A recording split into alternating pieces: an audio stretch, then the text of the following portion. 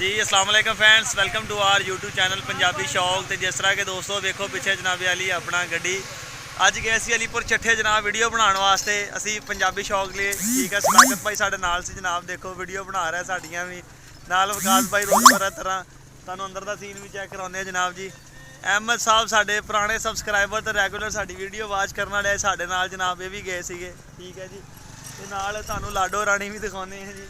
अहमद के वास्ते असी उत्थों एक गिफ्ट भी लिया जी। अहमद मजा आ रहा है, मौसम कैसा? बहुत अच्छा मौसम है। अपनी लाडो रानी तो दिखा यार। बेबो ए चेक करो जी, पाकिस्तानी बुली बेबो जी कि लैके जनाबे अली इतों अपना वापस आ रहे हैं अलीपुर चट्ठे तो। दोस्तों यकीन करो मौसम बड़ा प्यारा जी, ठंडी हवा चल रही है। तो असी जरा रुके थे दोस्तों ने भी जरा नाल शेयर कर लिया।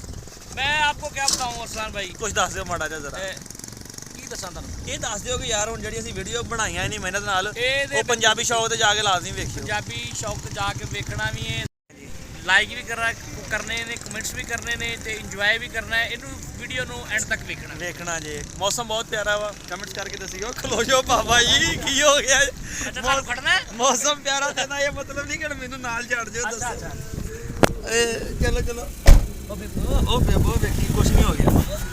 ਤੇ ਇਹ ਜੀ ਅਸੀਂ ਹੁਣ ਬਹਿ ਗਏ ਗੱਡੀ ਦੇ ਵਿੱਚ। ਅਸੀਂ ਹੁਣ ਜਾ ਰਹੇ ਹਾਂ, ਅੱਲਾ ਖੈਰ ਕਰੇ ਤੁਹਾਡੀ ਦੁਆ ਦੇ ਨਾਲ, ਦੁਆ ਕੇ ਖੈਰ ਆਪੇ ਨਾਲ ਪਹੁੰਚ ਜਾਈਏ।